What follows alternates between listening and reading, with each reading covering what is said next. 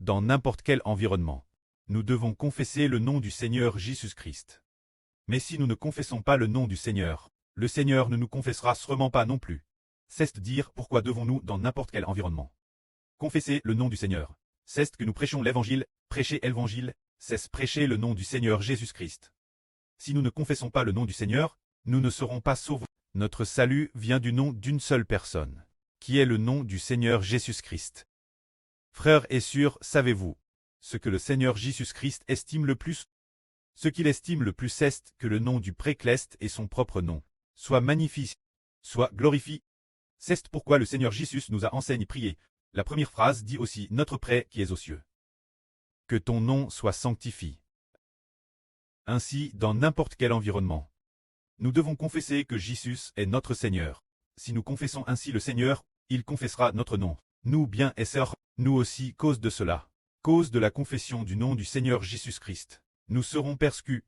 Comme le Seigneur l'a dit, quiconque me confessera devant les hommes, je le confesserai aussi devant mon pré et devant les anges de mon pré.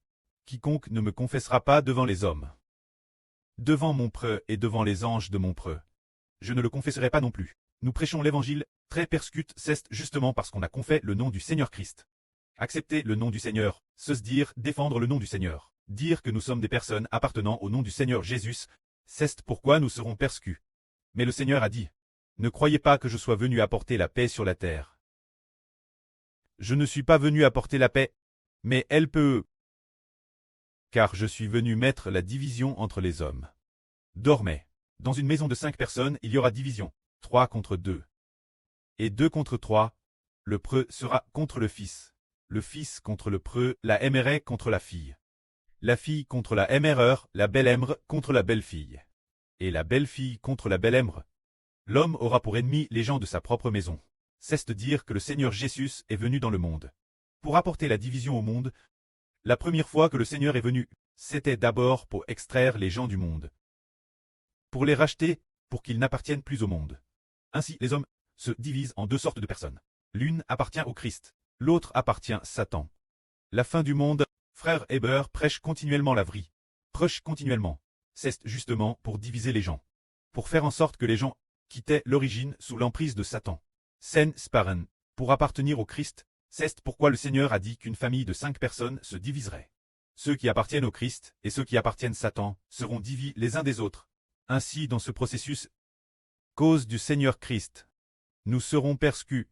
Mais le Seigneur a dit, vous qui voulez être mes disciples, je vous le dis, celui qui aime son preux ou sa mère plus que moi, n'est-ce pas digne d'être mon disciple? Celui qui aime son fils ou sa fille plus que moi, n'est-ce pas digne d'être mon disciple?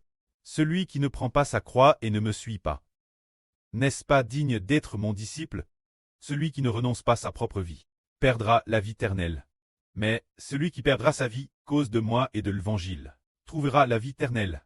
Nous sacrifions notre vie pour le Seigneur et son Évangile. Alors qui donnera la vie éternelle? Notre esprit nous donnera la vie éternelle. C'est le Seigneur Jésus-Christ qui a le pouvoir de nous donner la vie éternelle. Le Seigneur Jésus qui a le pouvoir de...